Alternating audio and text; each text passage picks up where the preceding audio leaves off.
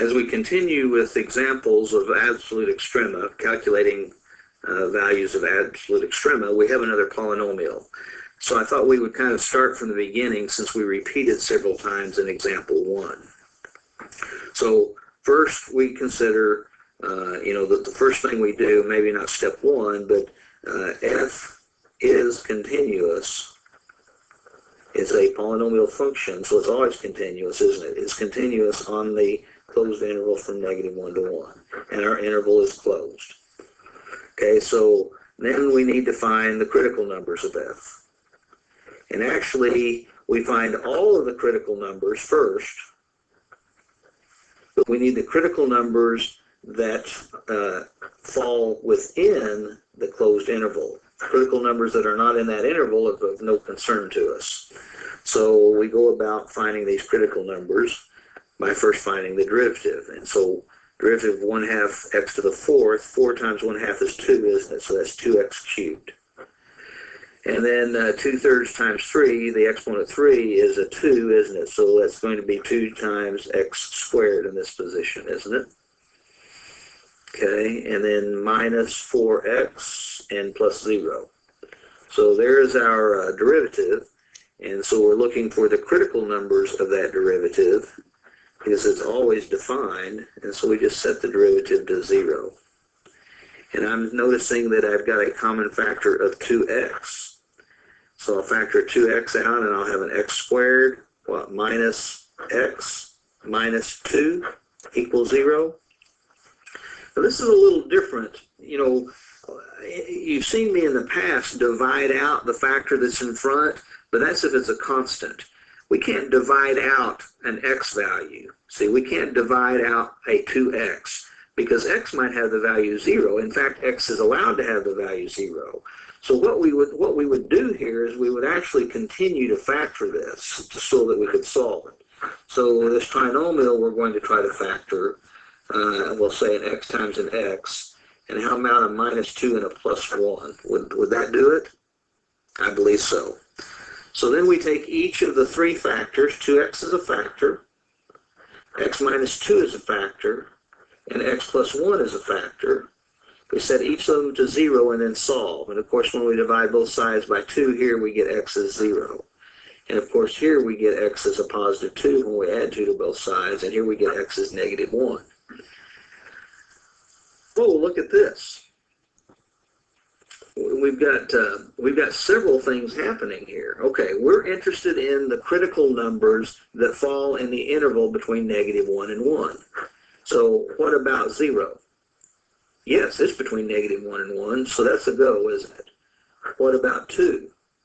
Oh, it's not between -1 and 1, and so we won't consider it. What about -1?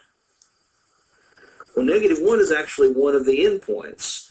So we just need to use -1 one time. We need to check at the endpoints and the critical numbers. -1 just happens to also be, is both an endpoint and a critical number.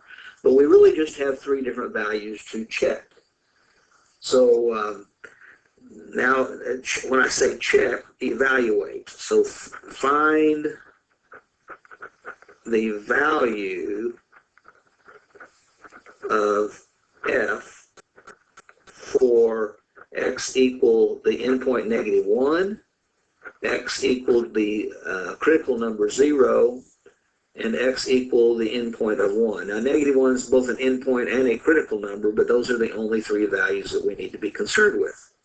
So we go about our business then. We just do this very simply. F of -1.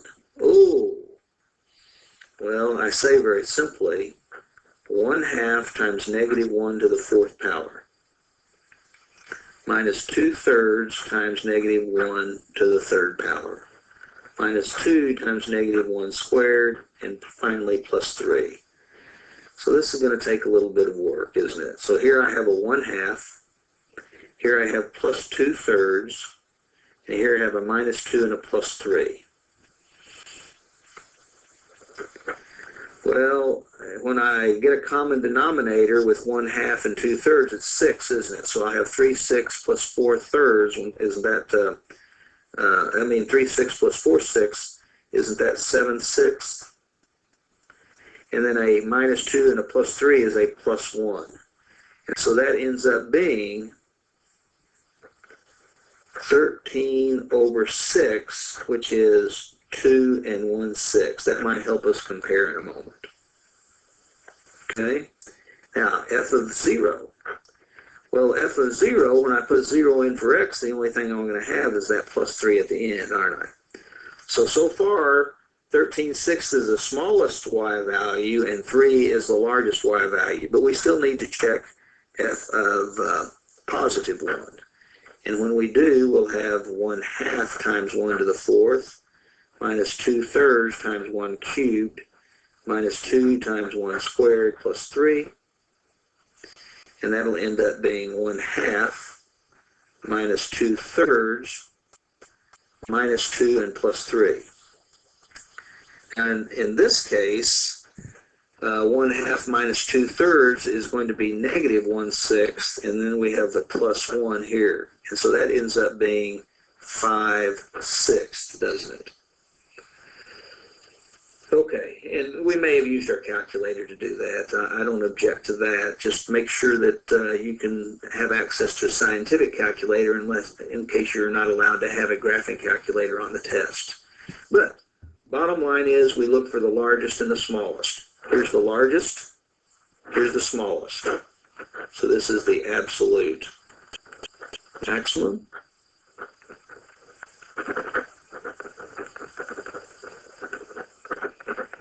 And below we have the absolute minimum value on the interval from -1 to 1. It's not the absolute maximum or minimum probably of the entire function, but on the interval from -1 to 1. Once again, let's look at the graph of this before we proceed to the next problem. Well, let's do that. Okay, here we see the graph that's involving this function. Notice the gray line here, okay, and then it comes like this, the blue line, and then it turns to gray. Well, the gray line is actually the entire function. Remember, the function is this complicated thing up there, but we're only looking on the interval from -1 to 1. Well, here's -1, here's +1, so it's really just this blue part that we're considering. And when we look at the graph, then we find out that the highest place on the graph corresponds to this relative maximum position, and that was the critical number 0, wasn't it? See, we had a critical number 0 that we included, and that's actually where that maximum appeared. And so we're just looking, and the only places we're looking are at the two endpoints and the critical number, because that's the only places these maximum minimums can happen. Now, remember also, just for your recollection, the x value of -1 was a critical number, so we probably have a relative maximum or a minimum there, and it was also an endpoint. Well, here's that point corresponding to x being -1, and sure enough, it's at the bottom of a valley, isn't it?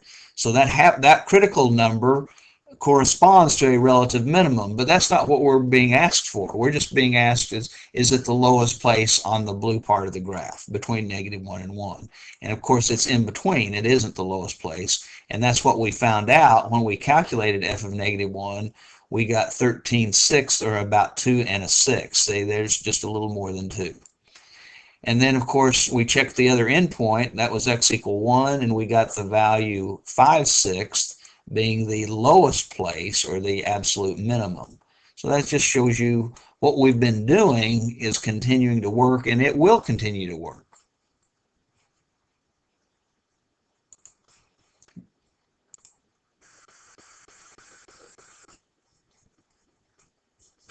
So example 3 and then next example 4 will have their own challenges a little separately than and some of the challenges we've seen previously. And of course, the first thing we see here is that we have a rational function. Find the absolute extrema for f of x equal 8 plus x divided by 8 minus x on the interval 4 to 6. Now, when we have a rational function, we can have issues, because rational functions are not continuous everywhere, are they? So right away, is f continuous on the interval that we're concerned about? Okay, and the answer is yes. Now here's the issue. See, f is not continuous at one particular value, is not continuous at x equal 8, because x equal 8 causes a denominator of 0. And so we don't have a y value for x equal 8. That means the graph is to the left of 8 and to the right of 8, but not at 8. So it's not continuous at 8, but the interval from 4 to 6 does not include that discontinuity, does it? And so we're okay. It would have been a problem if we would have said on the interval from 4 to 9, because then the function f wouldn't be continuous on that interval, and we've already seen that we've got a problem if our function is not continuous on the interval. But it is on the interval here in the interval that we're discussing. Okay, so now we need the critical numbers.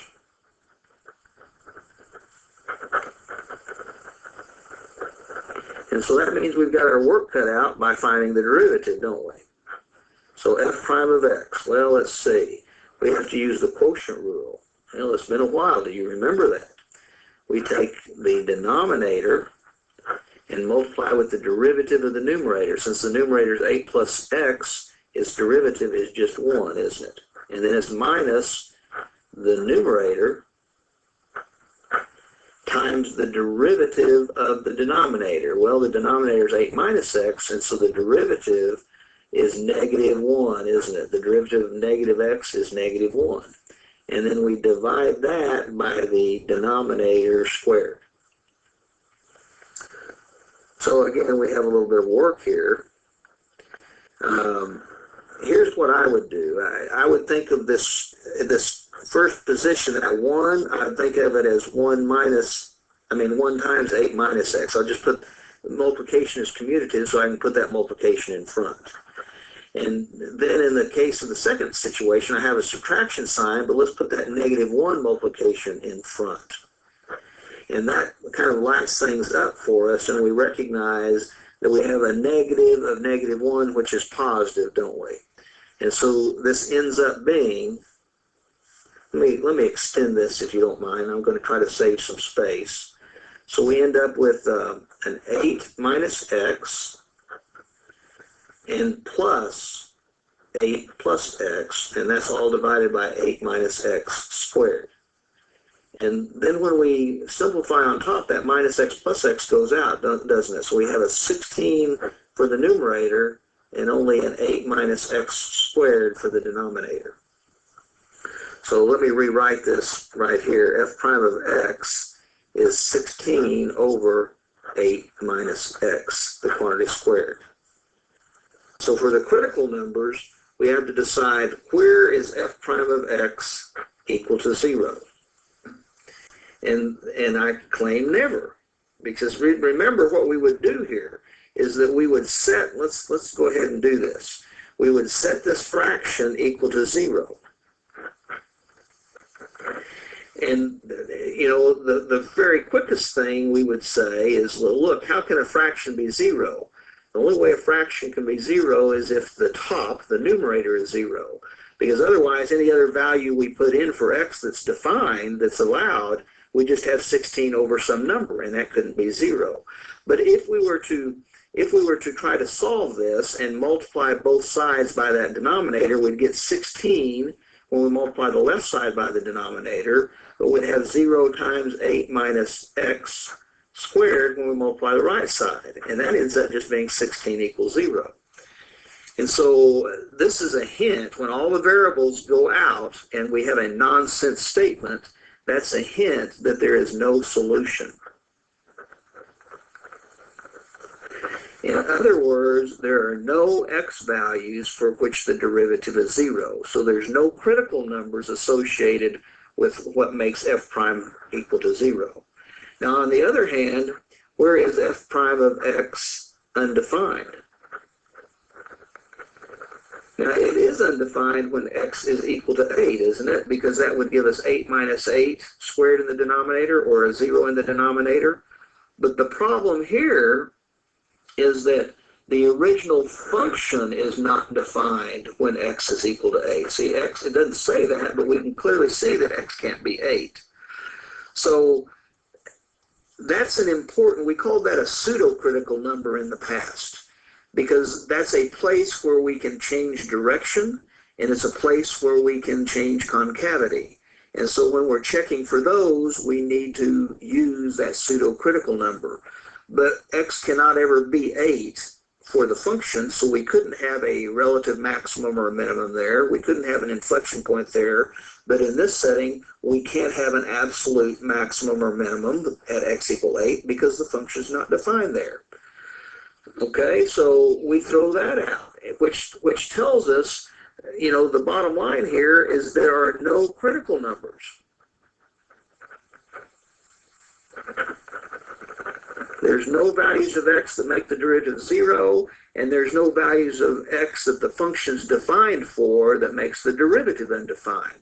There are no critical numbers. So when we're checking for the absolute maximum and minimum, we just need to check two values. We need to calculate f of 4, the two endpoints. See, that's all we're endpoints only in this case. Endpoints only. And the endpoints are 4 and 6. So we calculate f of 4 and we calculate f of 6, and we do our work. Well, in the case of f of 4, that's 8 plus 4 divided by 8 minus 4, or that's 12 over 4, which is 3. In the case of 6, that's 8 plus 6 divided by 8 minus 6. So that's 14 over 2, isn't it, which is 7. So here we have the absolute minimum. Now, again, it's the absolute minimum of this function on the interval from 4 to 6. I bet the function goes lower, but not in the interval from 4 to 6. And 7 is the absolute maximum on this interval. And I'm going to say it to emphasize again, on the interval from 4 to 6. And I should have been doing that each time. I hope that we understand that.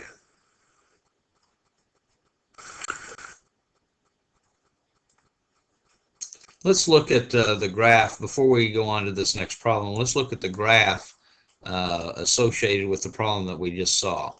And there it is. And again, this isn't, whoops, it's not a surprise for that function, because remember it was a rational function, and so this red line you see is the vertical asymptote x equal 8. That's where the function's undefined, and so you can see, you know, the gray line in there, the gray line over here. That's what the entire graph would look like. But we were just looking from 4 to 6. See, this is 2, 4, 6, 8, 10, 12, so on.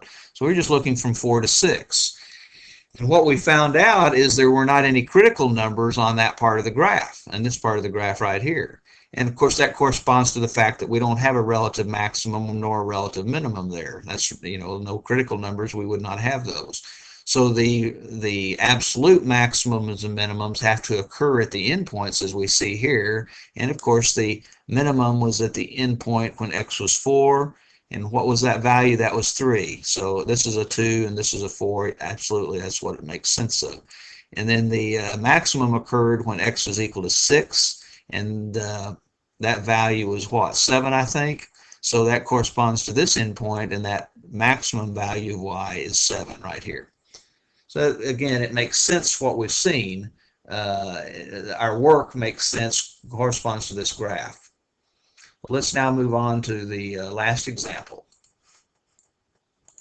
Okay, last example of absolute extrema. Example 4, find the absolute extrema of f of x equal x squared minus 16 to the power 2/3 on the interval -5 to 8. Well, where is this function? This function, you know, 2/3, let me make this point first, because there is a question about continuity always. And so let me make the point that what we really have here is the cube root. See, that's what that denominator of the exponent means, is a cube root of x squared minus 16, and that cube root is squared. That's what the exponent 2, the 2 in the numerator of the exponent means. So when we look at that, we can take the cube root of any number, positive, negative, 0, it doesn't matter. Cube root's different than square root, isn't it? So we can take the cube root of any value that we would get by substituting x, even if we put an x in that gave us a negative result. And then we're going to square that, and it's going to give us a positive result. There's no denominator here, so everything is okay. That is, this is continuous everywhere, and certainly on the interval from -5 to 8. So we're looking for critical numbers. So that means we've got to find the derivative. Now, of course, we'll use the original definition rather than this cube root business to find the derivative. Okay? And so we bring the 2/3 exponent down in front, don't we? And then we have to reduce the exponent by 1. So we've got 2/3 subtract 1, which is a -1/3. So our new exponent's a -1/3. And then what do we do? Let's see.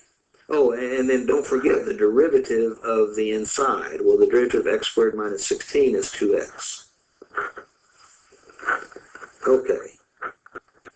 Now, let's stop and think what we have here. Here's our 2/3, and this negative exponent we're going to write as a positive exponent, so we're going to write it as 1 over x squared minus 16 to the power of positive 1/3, and then we're going to think of the 2x as a 2x over 1. Because we have all these fractions, I just want to be able to put all the pieces together. So f prime of x is going to have what? In the numerator, we're going to have a 2 times a 2x, which is a 4x. And in the denominator, we're going to have 3 times that expression, which is nothing more than the cube root of x squared minus 16. Now, this helps a lot when we're deciding about the critical numbers. Okay, let's think about the critical numbers here now. That's what we were doing a moment ago, but we have 2 scenarios, don't we? When is f prime of x equal to 0? Well, it ends up being when the numerator is 0, remember? The only way a fraction can be 0 is if its numerator is 0, and the only way 4x can be 0 is if x is 0. And so then we look at where f prime of x is undefined. Now here's the problem in this case. We have a denominator. And the 3 that's in front doesn't bother us. It's what's under here. Because if we have the cube root of 0, we've got a problem, don't we? Because we'd have a 0 result. And so the issue is what causes x squared minus 16 to take on the value 0? Then we'd have a denominator that's 0. Well, there are 2 values that cause that to happen, aren't they? Plus or minus 4. And remember the way we would calculate that is we'd say x squared is equal to 16. And then we'd say, oh, if something squared is equal to a number, then what we're squaring is plus or minus the square root of that number. And that's the plus or minus 4 that we have here. So we have a total of 3 critical numbers. Okay? Now, taking that total of 3 critical numbers, we have to decide, is 0 in the interval from -5 to 8? Yes, it is. Is positive 4 in the interval from -5 to 8? Yes, it is. Is -4 in the interval? So all these critical numbers are valid values, aren't they?